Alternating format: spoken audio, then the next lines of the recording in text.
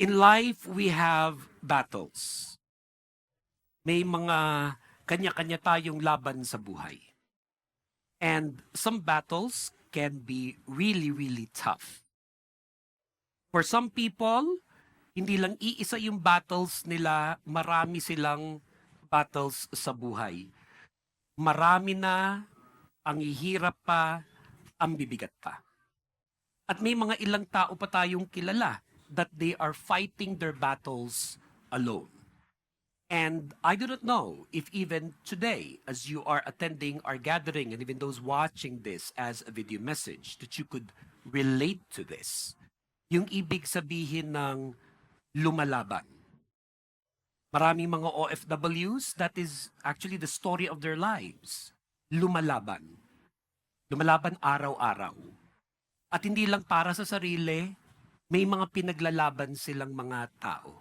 The people that they love, the people that are dependent on them, the people that they care about.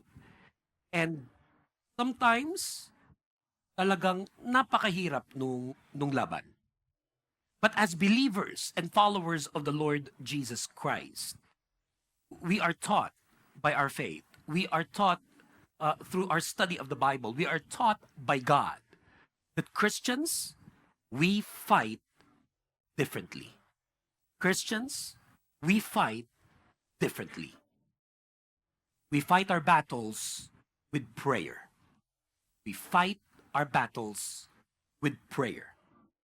But the Bible says in Philippians chapter 4, verse 6 to 7, and I read, "Do not be anxious about anything, but in every situation, by prayer and petition, with thanksgiving, present your requests to God. And the peace of God, which transcends all understanding, will guard your hearts and your minds in Christ Jesus." Yung mga ganitong klasing mga verses na ating naririnig, ating nababasa, na sasabi sa atin, ito yung mga verses na nagpapaalala sa ating lahat na iba lumaban yung Christian when it comes to life and all of the battles that we are facing. We fight our battles differently. We fight with prayer. At naniniwala tayo na yung prayer, hindi prayer lang. O wala nang ibang pwedeng magawa kundi prayer na lang. No, we truly value prayer and praying. We know that prayer works. And we know that God wants us to pray. And today, this is the focus of our message as we fight our battles. And we discuss today how we fight with prayer. How we fight with prayer. Can we kindly bow our heads, close our eyes, and join me in praying once again? Aming Diyos at aming Ama, salamat Panginoon sa oras na ito, sa araw na ito na binigyan niyo po kami muli ng pagkakataon na mag-worship sa inyo. Maka-fellowship ang mga kapatid namin sa Panginoon, papag-aralan ang iyong mga salita. And we ask you, Lord, today, to speak to each and every one of us, that we may be able, Lord, to understand your message today through your servant. Gamitin niyo, Panginoon, ang inyong lingkod bilang inyong mouthpiece, bilang inyong instrument and channel of blessing. Hindi ko po kilala ang lahat ng mga present today at ang kanya-kanya po nilang mga pinagdadaanan sa buhay. At ano-ano ang mga battles that they are facing. But you know them all. You know us all. Even those na napakabigat ng kanilang mga battles, napakarami ng kanilang mga battles, at lalong-lalo na yung lumalaban mag-isa. Hindi po aksidente na napa-attend siya ngayon at nakikinig ng salita ng Diyos. Nakikinig ng message na to ngayon. Kaya mangusap ka, Panginoon, sa Kanya. Mangusap ka, Panginoon, sa aming lahat. That we may learn to fight our battles with prayer. And that is why we surrender to you all that is in our hearts and in our minds. Lahat ng pwedeng makagulo sa amin, makadistract sa amin, makadisrupt sa amin, makahinder sa amin, rinirebuke namin in Jesus' name. And we choose today, in spite of the noise, in spite of our own personal problems right now and battles, in spite of the things that keeps on ringing in our ears and in our minds, pinipili namin ngayong Panginoon na mag-pause at mag-wait upon the Lord and to listen to this message. And we welcome your Holy Spirit to move powerfully and mightily in our midst and in our lives. Touch us, Lord. Minister to us, Lord, as we pray in the name of the Father, the Son, and the Holy Spirit. In Jesus' mighty name, this is our prayer. And all God's people say, Amen. How we fight with prayer. Napakahalaga para sa ating mga Kristiyano yung prayer. At bilang isang pastor, napaka-importante sa akin na maturuan ko at ma-disciple ko ang mga taong pinagkatiwala sa akin ng Panginoon. Kung paano harapin ang kanilang mga laban sa buhay, lalo na kung paano ito harapin sa pamagitan ng panalangin. Because I have seen it in my own personal life. I have seen the power of God as I've learned to pray unto Him in the midst of my own personal battles. I've seen it in the lives of others, men and women of faith, who, like you and me, are also experiencing their own trials, testings, and challenges. But how do we fight with prayer? How do we fight our battles with prayer? Nagsisimula yun with this, that when we learn to pray with biblical understanding, yung natututo tayo na mag-pray mula sa tamang pagkakaintindi sa Biblia tungkol sa kung sino ang Diyos at kung sino na tayo ngayon dahil kay Kristo Jesus. We get to fight our battles with prayer as we pray with biblical understanding. For in the Bible says in John 15 verse 5 to 8, I am the vine, you are the branches. If you remain in me and I in you, you will bear much fruit. Apart from me, you can do nothing. If you do not remain in me, you are like a branch that is thrown away and withers. Such branches are picked up, thrown into the fire, and burned. If you remain in me, and my words remain in you, ask whatever you wish, and it will be done for you. This is to my Father's glory that you bear much fruit, showing yourselves to be my disciples. Napakaganda ng mga sinabi dyan sa mga verses na yan, yung John 15 verse 5 to 8. Mula pa lang dun sa umpisa niya hanggang dun sa dulo. Ang sabi niya dun, sino ba siya? Because that is how we fight our battles with prayer. Yung nakikilala natin kung sino ang ating Diyos mula sa Biblia, na kung kanino tayo nagpipray, sino ba siya? Kaya pag sinasabi ng tao na may mga pinagdadaanan ako sa buhay, and then may nagsabi sa'yo, pag-pray natin yan, mas magiging effective para sa'yo yung ibig sabihin ng pag-pray natin yan kasi kilala mo kung kanino ka nagpipray. And that is why it is important for believers and followers of the Lord Jesus Christ to go to church, to attend church, to be in a worship service like this, even in Bible studies. Dahil sa pagiging bahagi ng isang church, doon mo na papakinggan yung Bible.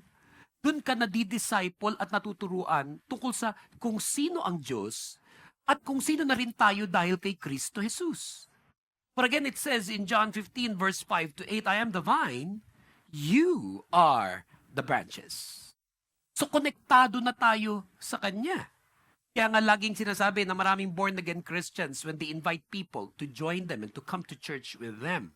I'm not inviting you for a new religion. I'm inviting you to our church so that you can discover a personal relationship with God. Dahil yan ang nagaganap pag tayo ay nakakilala kay Kristo bilang Panginoon at tagapagligtas. Nagkakaroon tayo ng relasyon sa Kanya, nako-connect tayo sa Kanya. Kaya ang sabi in John 15 verse 5, I am the vine, you are the branches. If you remain in me and I in you, you will bear much fruit. Yung pagkakaroon daw natin ng tamang relasyon sa Diyos will result na magbubunga ang iyong buhay. Ang nagkakaroon ng isang tamang relasyon sa Diyos, nagbubunga sa kanyang buhay. For again, it says, if you remain in me and I in you, you will bear much fruit. And then you come to realize that this relationship really is true and dynamic and growing kasi nararamdaman mo na yung katotohanan nito na apart from me, you can do nothing. And that's why we learn to fight our battles with prayer. Dahil nagkakaroon ka ng tamang pagkakaintindi kung kanino ka nagpipray mula sa Biblia. Nagkakaroon ka ng tamang pagkakaintindi kung sino ka na dahil kay Kristo. Ano na yung identity mo ngayon because of Christ. And now because of Christ, you are in a relationship with God. And with that relationship with God, you realize this now, well, apart from God, I cannot do anything. Na dati, kahit kinakaya mo pinipilit mo na walang kinalaman ang Diyos sa mga ginagawa mo sa iyong buhay. Maaring meron ka ring relihiyon, maaring lumaki ka na may relihiyon, pero in practice, sa totoo lang, alam mo yun, walang kinalaman yung Diyos sa lahat ng mga nagaganap sa iyong buhay. Pero ngayon na ikaw ay Kristiyano, natututo ka na to fight your battles with prayer kasi alam mong hindi ka na nag-iisa. You are connected to God. You have a relationship with God. And apart from Him, you and I can do nothing. Kaya ang sabi dito sa verse 6, if you do not remain in me, you are like a branch that is thrown away and withers. Such branches are picked up, thrown into the fire, and burned. Sabi niya, hindi na talaga po pwede na yung nagsasabing Christian siya, mananatili siya sa mundong ito na nabubuhay, na hindi nagpapatuloy sa kanyang relasyon sa Diyos. Na napakahalaga na sa bawat Kristiyano yung relationship niya sa Diyos. And that's why they go to church. That's why they attend church to worship and to hear God's word preached or even attend a Bible study to grow with other believers because it's about saying to God, thank you, Lord, now I have a relationship with you. At ayoko na tong relationship na ito na maputol. Dahil lang sabi rin sa atin sa verse 7, and here is where prayer comes in. If you remain in me and my words remain in you, ask whatever you wish, and it will be done for you. Kaya pag nagpipray ngayon yung Christian, hindi nanggagaling sa kawalan. Ito'y nanggagaling mula sa tamang pagkakaintindi sa Biblia kung sino yung Diyos na tayo'y nagpipray, at kung ano yung ginawa ni Kristo para sa atin, ba't may relasyon na tayo ngayon sa Diyos? And then as every Sunday you come to church, you hear verses, you hear chapters and verses from the Bible read and preached. Minsan pa nga meron ka naririnig na isang napakandang verse, nagiging memory verse mo pa. Mga pangako ng Diyos sa iyong buhay na napangahawakan mo. Kaya pag nagpipray ka, may tinutungtungan yung prayer mo. Pag nagpipray ka, may foundation yung prayer mo. And the foundation of your prayer is the Word of God. The foundation of your prayer is what the Bible teaches about who God is and who you are now because of Christ. And that's why when you pray, when you fight your battles with prayer, you pray with biblical understanding. Na alam mo na ang Panginoon tutugunin ang iyong mga pinagpipray. Ganon daw ang takbo ng pag-iisip ng tunay na Christian. Ganon ang takbo ng pag-iisip ng isang tunay na disciple ni Jesus Christ. Kaya yung verses na yan, ang ganda, umpisa hanggang dulo Dahil sabi dun sa verse 8, this is to my Father's glory that you bear much fruit, showing yourselves to be my disciples. So that is how we fight our battles with prayer. It begins with our biblical understanding of who God is and who we are in Christ. Kaya, for example, syempre pag sinasabing may battles, ang daming pwedeng pumasok sa isipan natin pag sinabing may battles ako. Pwedeng yung iba, pag sinasabing may battles siya, ang ibig sabihin nun, marami siyang bayarin. At kung may nakaka-relate sa battle na yan, can you just say, Amen? Yung iba, pag sinasabing may mga battles ako ngayon, ang ibig sabihin ay katapusan na ng buwan. At ito na ang babayaran na renta ng bahay, ito na ang kuryente, ito na ang internet, ito na ang mga minessage sa iyo ng mga kamag-anak mo, ito na rin yung mga utang mo na matagal mo nang tinatakbuhan, whether sa tao, bangko, credit card, car loan, at kung ano-ano pa na nagpapaganda ng lifestyle mo. Diba? Yan ang mga maganda sa mga nakatira sa Dubai eh. Ang gaganda ng mga lifestyle. Nakatira sa ganyan. At ang mga kamay, 'di ba? Ang mga alahas, ang mga relos, ang mga bag na dala, ang mga sapatos. Pero laging pagkatapusan ng buwan, ito na po yung mga battles ko. For some people when they say, these are my battles, it's probably about some financial struggle. And I'm not taking that lightly, don't get me wrong. Hindi ko minamaliit siya. In fact, may mga tao na pag ang bigat-bigat ng kanilang mga financial struggles, grabe talaga ang kanilang nararamdaman na kabigatan sa buhay. Pero hindi lang naman yun yung ibig sabihin ng battles. There are people who battle every day because of their work. Whether it is because of the people they're working with, na parang araw-araw, it is really a battle to just survive a day with whoever you are working with, the boss that you have, the co-employees that you have, the clients, and so on. There are people, sa totoo lang, na nasa mga toxic environment. Kaya napakatindi nung battle nila araw-araw. Kung pwede lang nga, hindi na lang pumasok. Sa iba nga dyan, masaya sila pag work from home. Kasi yung ibig sabihin, hindi makakaharap yung mga taong ayaw nilang makaharap. Pero bukod doon, there are people who are fighting even now when it comes to their work kasi gustuin man nila o ayaw nila ng mga katrabaho nila, no choice sila kasi wala naman silang malilipatan. And with the situation of the worldwide economy, for some people, ang ibig sabihin nung they're fighting battles every day because of work kasi hindi nila alam kung may work pa sila bukas. May ganong mga tao. Hindi nila alam kung may work pa sila hanggang katapusan. Isa pa sa mga magandang work na halos walang ka-stress-stress ay yung mga trabahong may quota. Diba? May daily quota, may weekly quota, may monthly quota. Diba? So may mga taong may battle sa bawat araw dahil kailangan ma-meet mo yung quota na hinihingi. Battles concerning businesses. Even now, a lot of businesses are closing.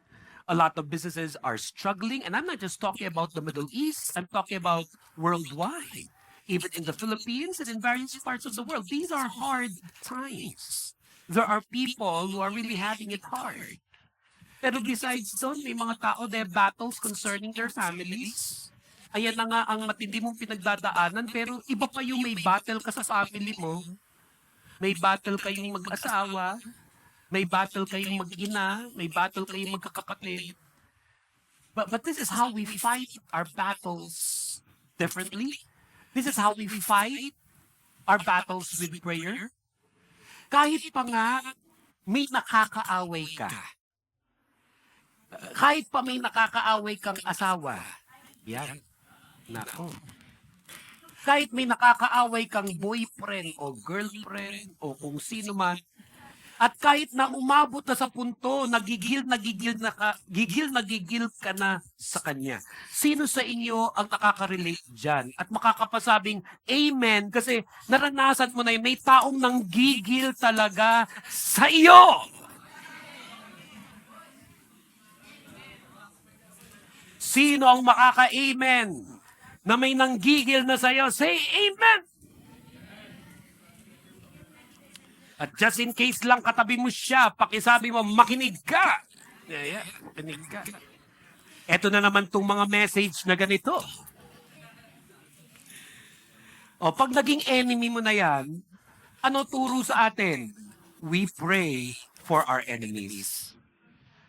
Kaya pag may nagsabi sa akin, Pastor, gigil na gigil talaga ako dito sa asawa kong to. Diba? Tapos nagkataong ginigil pa niya ako nung paalis na kami sa bahay papunta sa church. Kaya nga hindi na ako tumuloy. Dahil sa kanya. Kasalanan po niya. And then I will tell anybody na may nagtetest sa'yo. O di naman kaya, sa tingin mo ginagamit ng Diablo. Everybody say with me, Diablo. Mas maganda Diablo kaysa demonyo eh. Diba? Try nyo nga lang, one more time, with feelings. Diablo!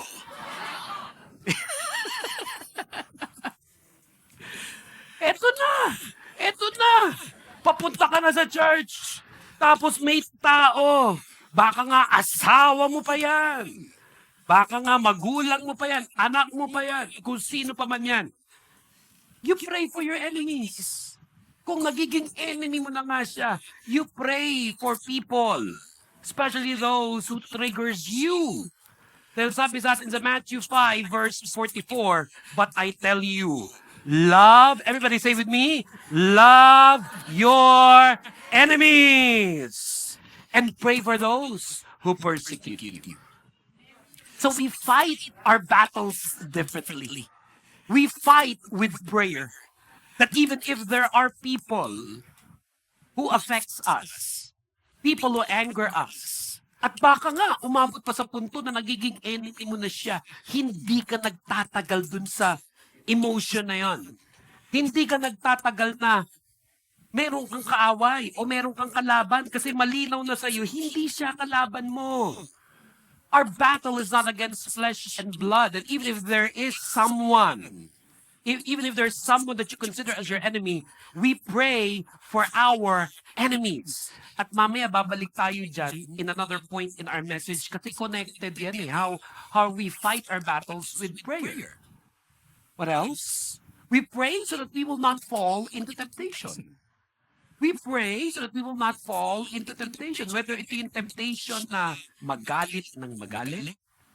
By this time, many of you are listening and watching this message. If you are an adult, if you are in your 20s, your 30s, your 40s, lalo na if you're in your 50s, and by this time, kilala mo na ang sarili mo.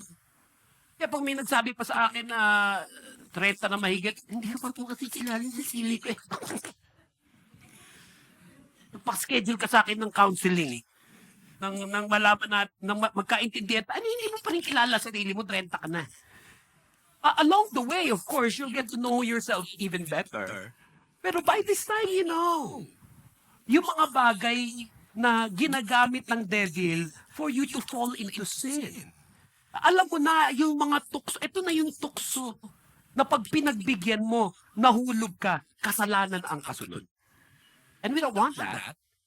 And we pray. Sabi sa Matthew 26:41, watch and pray so that you will not fall into temptation. The spirit is willing, but the flesh is weak. So when you say to me, ito po kasi pastor yung weakness ko eh. Okay. Ito nga po pastor yung struggles ko. Okay. But let's deal with it. Huwag mo nang hayaang tumagal na yan pa rin yung weakness mo. Yan pa rin yung struggle mo. That is how we fight our battles with prayer. We pray even for all of these temptations. We pray that we will not fall into temptation. Kaya pag may nagsasabi sa akin, ayan, pastor, sa Bible, Matthew 26:41, the spirit is willing, but the flesh is weak. And when somebody emphasizes to me the weakness of the flesh, I tell that person. And that's why you come to church. Worship with us every Sunday. Listen to the message being preached. Be prayed for by your pastor. Attend our Bible study group so that your spirit will become stronger. So that your spirit will become stronger. And it will be the spirit that will decide in your life and not the flesh. Ang nangyayari kasi pag may battles, Ang nagdi-decide yung flesh mo.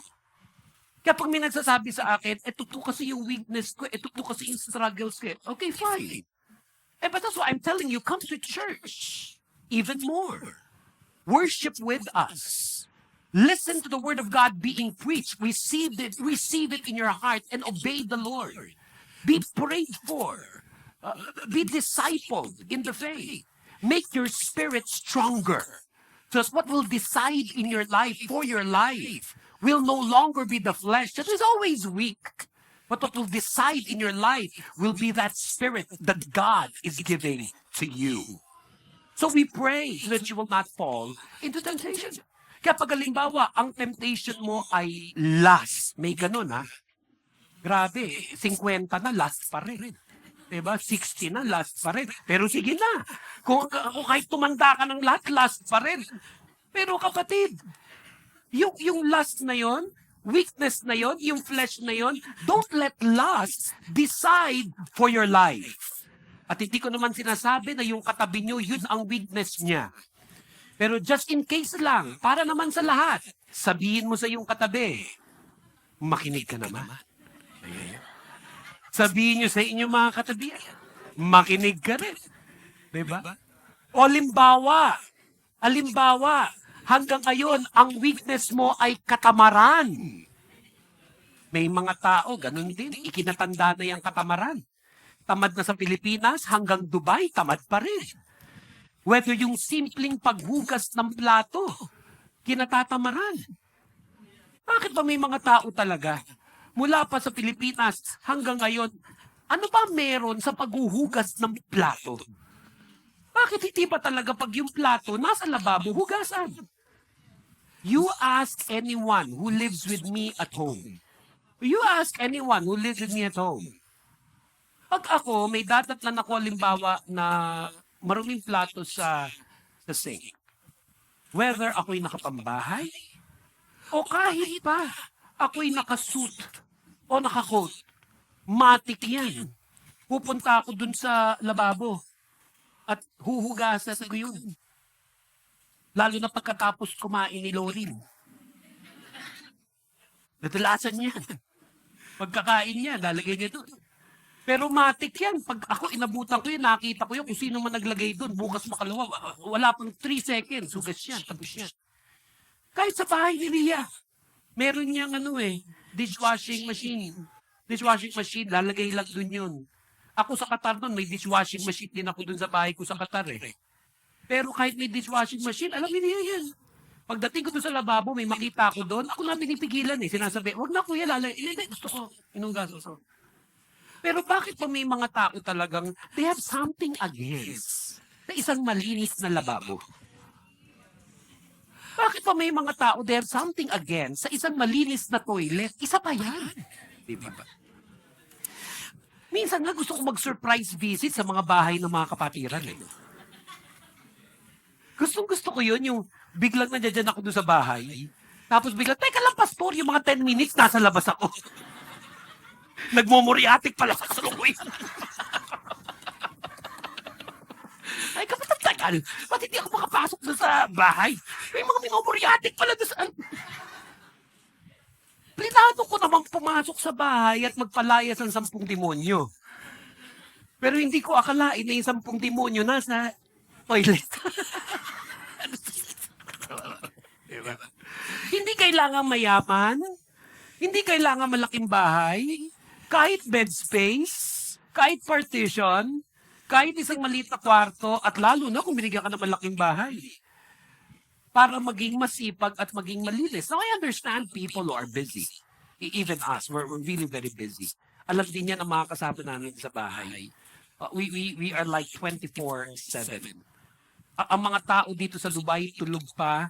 Pero kami nagtatrabaho pa. We are doing our online ministry early in the morning from 2:30 a.m. Dubai time to about 4 p.m. We sleep at 7 a.m. But kadalasan may appointment din kami ng 7 a.m. So we're really very, very busy. Meron din kami mga damit na hindi natitiklop. Meron din kami mga ganyan. Pero hindi ako tamad. Pero may mga tao tamad. Pakisabi nyo nga yan, tamad. Diba? Pakitignan nyo nga ang inyong mga katabi, titigan nyo sa mata, at sabihin nyo, tamad. Tamad.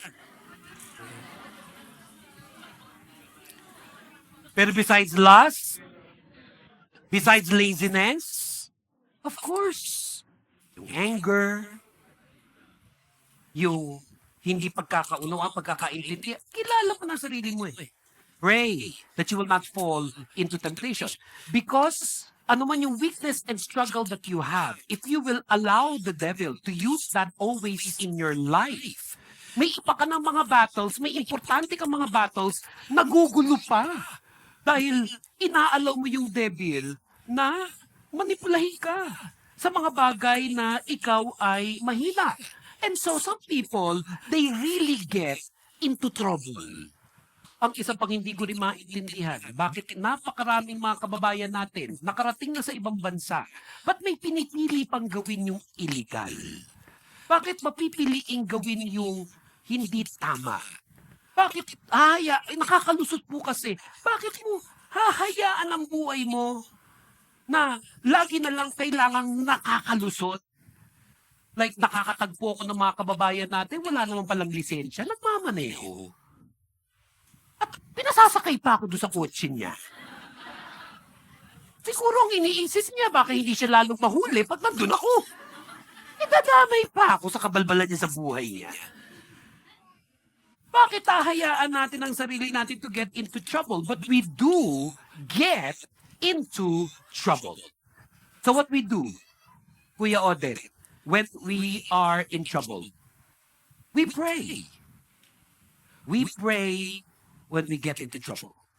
But in James chapter 5, verse 13, it says, is anyone among you in trouble?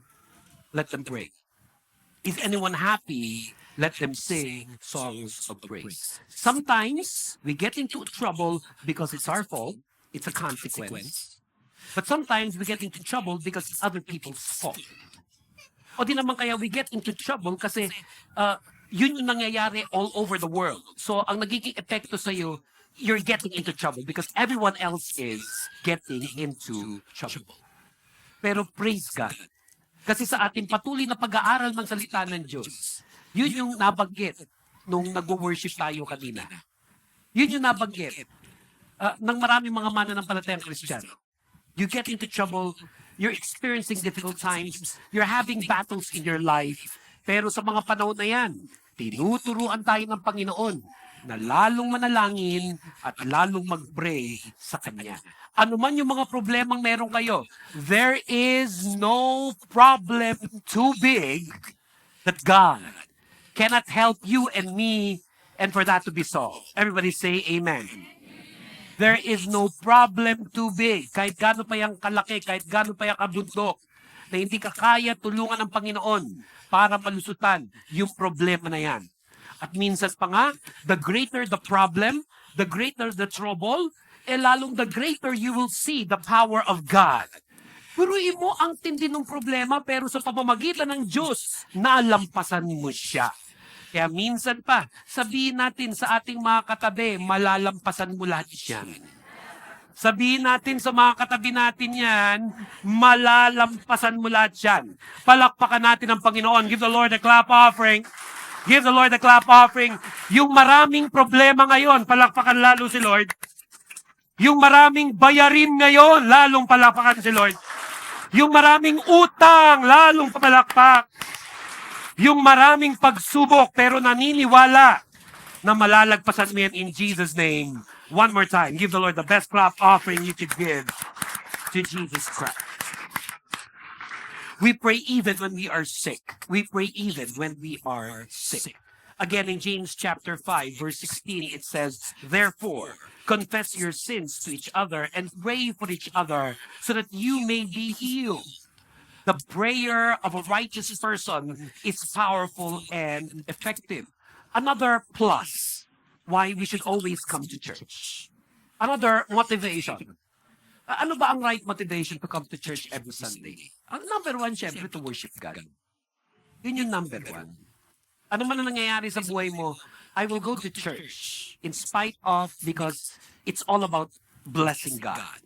It's all about worshiping the Lord. Pero may mga karagdagang motivation din. No?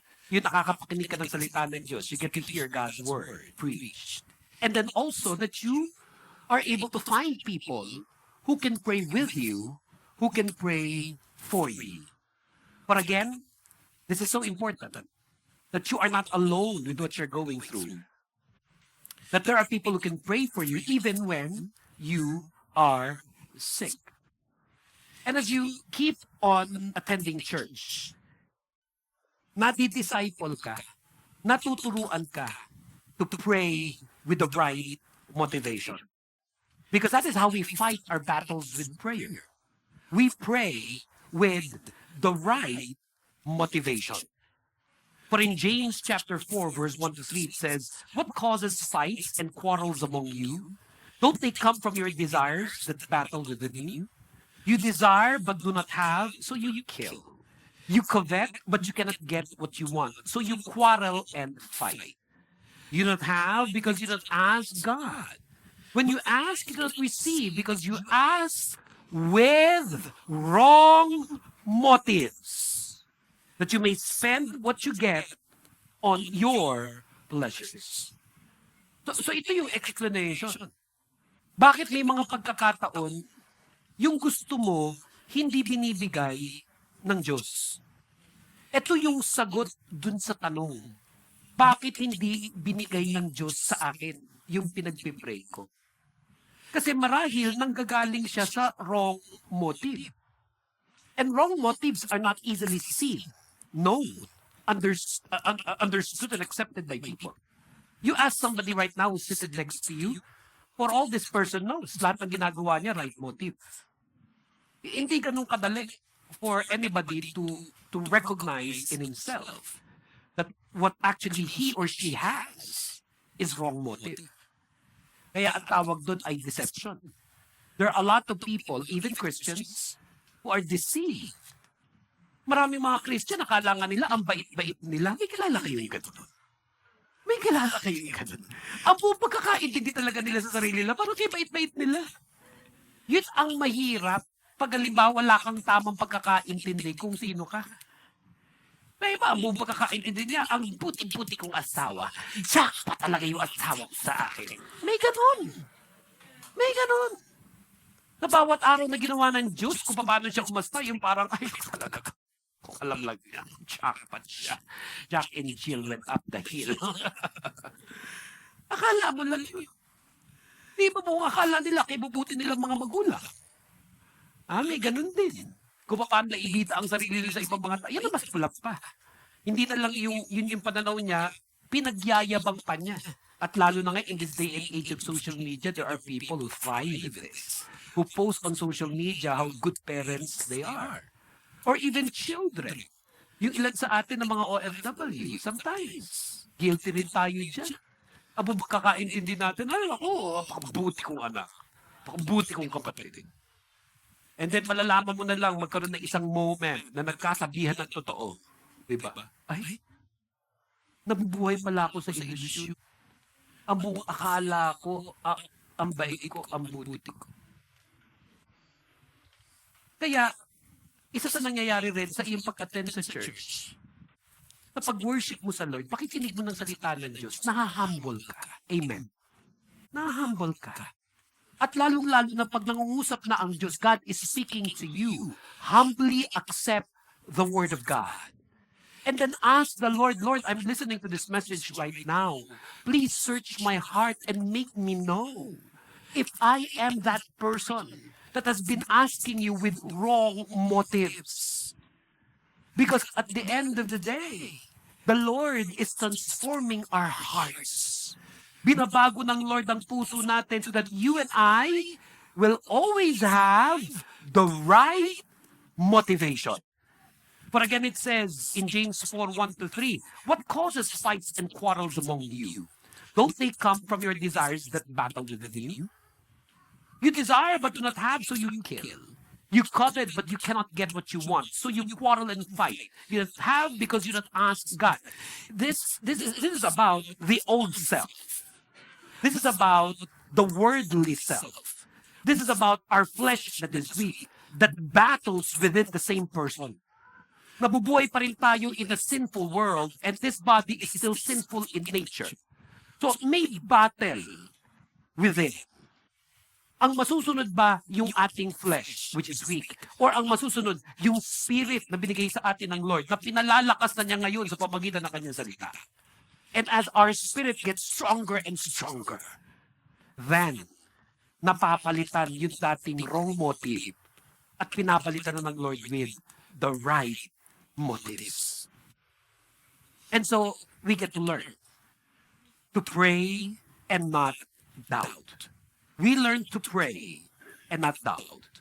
For in Mark 11:22-24, it says, "Have faith in God," Jesus answered. "Truly, I tell you, if anyone says to this mountain, 'Go, throw yourself into the sea,' and does not doubt in their heart, but believes that what they say will happen, it will be done for them. Therefore, I tell you, whatever you ask in prayer, believe that you have received it, and it will be yours." Pag nababago na ang puso ng isang tao, naaalis yung wrong motive. Pag nababago na yung puso ng tao, ang nagigibabaw na sa kanya, hindi yung weakness niya, kundi ang nasusunod na yung pinapalakas ng Lord na spirit niya, nabibuild yung kanyang faith in God. Naaalis at nawawala yung kanyang pagdududa. Oh, many of us can probably honestly admit na may mga panahon na nagda-doubt ka. Nagda-doubt ka. Umattend ka na sa church, ito na yung pinag-uusapan, pero there's something in your mind that's resisting and debating. O di kaya pagkatapos ito, nagpa-pray ka doon sa pastor. O sumama ka doon sa prayer ministry natin at nag-pray kayo together. But then doubt is attempting to enter your life. Resist it, reject it, rebuke it in Jesus' name. And don't let doubt within your life. And along the way, we learn to fight our battles in prayer. As we learn to pray and forgive. Ito yung sinasabi ko kanina about we pray for our enemies. This is how we fight our battles. Hindi natin nahayaan na manatili sa ating puso ang manggaling. Hindi natin hahayaan na manatili sa ating puso ang unforgiveness because that is a hindrance to our prayers. In Mark 11:25, it says, "And when you stand praying, if you hold anything against anyone, forgive them, so that your Father in heaven may forgive you your sins." Naranasan ko na mag-counsel ng mga tao na galit sila sa isa't isa. And in that very moment when I was with them in the room, after syempre listening to person A, listening to person B, it will ultimately conclude with us praying together. Na besides na ako, pag pray ko sila, I will be asking them to also pray for themselves. And I've seen in that moment how person A or person B would just really struggle. Hindi na lang po, minsan nga sasabihin lang, hindi na lang po, hindi ko po kaya mag-pray, kayo na lang po mag-pray. Hindi bagong Christian yan, mga matatagal ng Christian yun. I have seen even yung mga pinakamatatagal ng Christian would fall into this temptation of unforgiveness. At nakakalungkot, paano tumanda sa pagka-Christian at hindi natutong magpatawad. At lagi kayong matatalo sa inyong battles if you will never learn to forgive. Because that is how we fight our battles. We pray and forgive. At hindi yan kaplastikan. When somebody tells me, hindi pa kasi ako ready. That's the old self speaking. That is the flesh speaking. That is your weakness speaking. When somebody will tell me and use that as an excuse, ay, pastor, kasi hindi pa ako ready. Pastor, hindi pa ako ready. I'm not talking to a 5-year-old. I'm not talking to a 10-year-old. I'm not talking to a teenager. I'm talking to a grown adult Christian. Tapos sasabihin sa akin, hindi pa po kasi ako, hindi pa ako ready. Ang damo ng Christian, yan pa rin ang dialogue mo. Hindi kaya ka matatalo lagi sa battles mo. Because how do we fight? we fight differently. We fight our battles with prayer. And when there's someone who has offended you, you won't stay in the offense. Because offenses are the devil's airport in your life. Yung nananatiling offended, airport ng demonyo sa buhay mo yan. Kaya meron siya laging nalalandigan in your life. At ito ka naman pag lumanding na yung eroplano ng devil. Welcome! Coffee, tea, or me? May ganon. Unknowingly, you are welcoming the devil in your life because you have allowed offense to stay so much longer that it shouldn't stay there anymore. We pray and forgive. But again, in Mark 11:25, it says, and when you stand praying, if you hold anything against anyone, forgive them. May nakasaad ba diyang when you are ready? Wala naman. Wala namang nakalagay dyan. Ulitin ko ha, Mark 11:25. And when you stand praying, if you hold anything against anyone, forgive them. When you're ready. Hindi. Everybody repeat after me and say those words. Forgive them.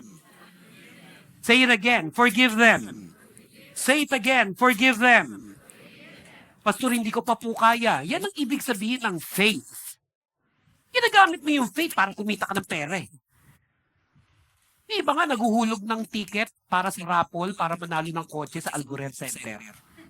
At habang inuhulog mo yung raffle ticket, in Jesus' name, in Jesus' name, in Jesus' name. Abay, gamitin mo rin yung pananampalataya mo pag kailangan mo magpatawad at hindi mo kaya.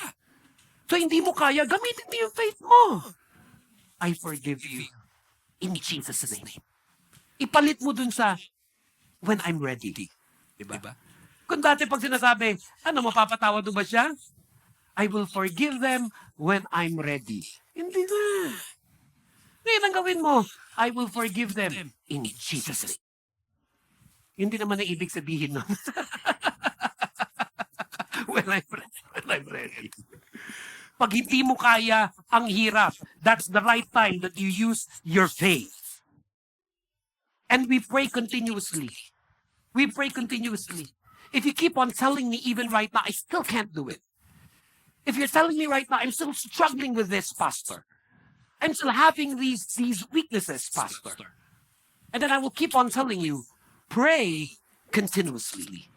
We're in 1 Thessalonians chapter 5, 16 to 18.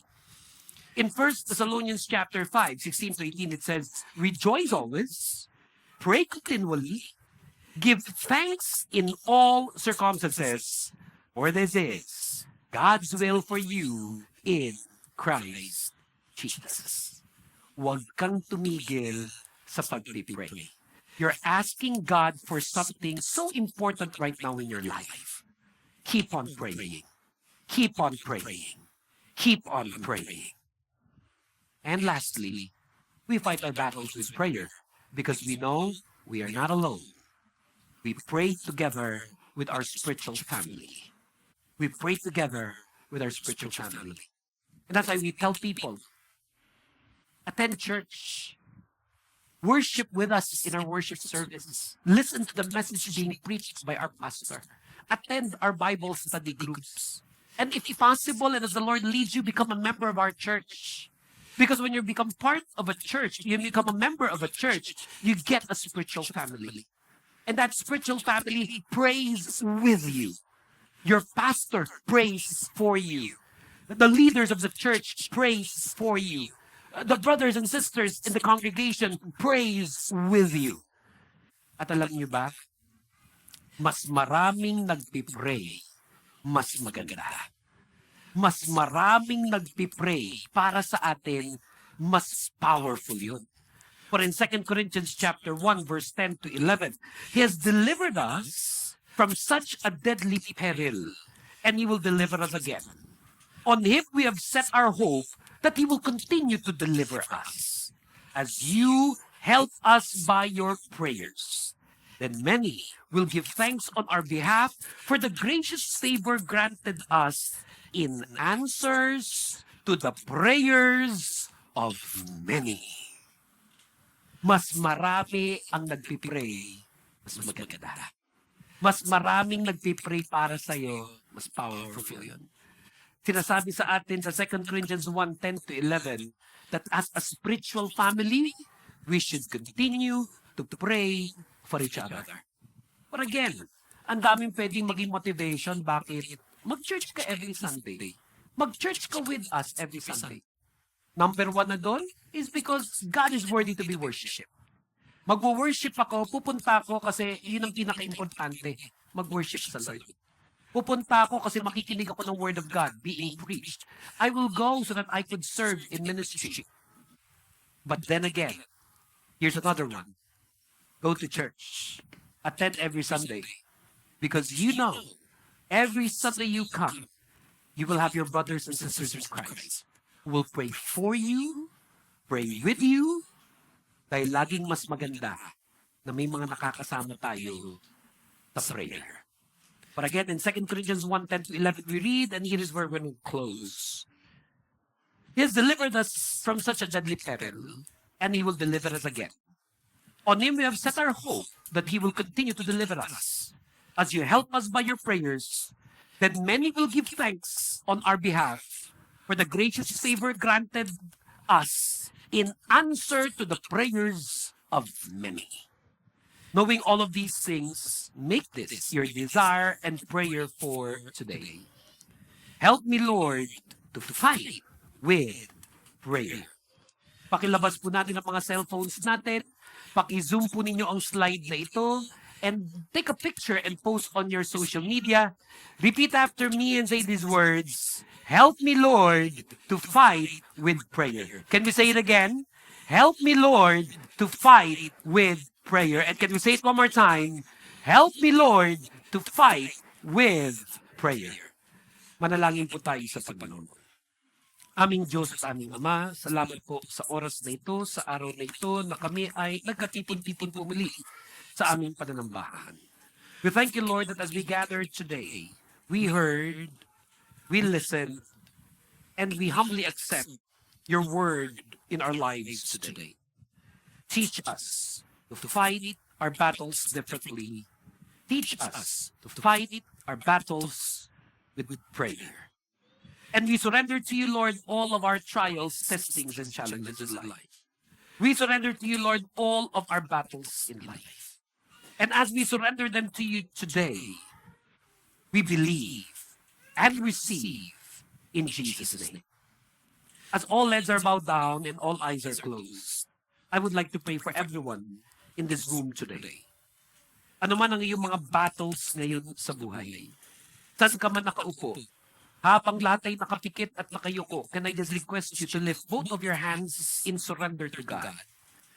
Alam ng Panginoon ko ano yung tinataas ng iyong mga kamay. Alam ng Lord ko ano yung prayer request mo. But I'm just asking you today to take that step of faith, of obeying the Lord even right now with this simple instruction. Just lift your hands to God. At sa pagtaas mo ng dalawang kamay mo sa Panginoon, itaas mo sa Kanya yung mga battles mo ngayon sa buhay. Aming Diyos at aming Ama, you see the hands of your people raised and the things that they're going through. I pray, Lord, for strength. I pray, Lord, for peace of heart and mind. I pray for wisdom, knowledge, and revelation.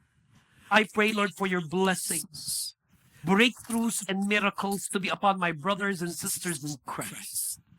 That they may know that even today, that no matter how difficult their problems are, kahit gaano karami yung kanilang pinagdadaanan, at lalong-lalo na, if in the last few days, in the last few weeks, they've been fighting alone, we thank you, Lord, that even as our hands are lifted up to you, you're reminding us, you are comforting us, that we do not have to fight our battles alone.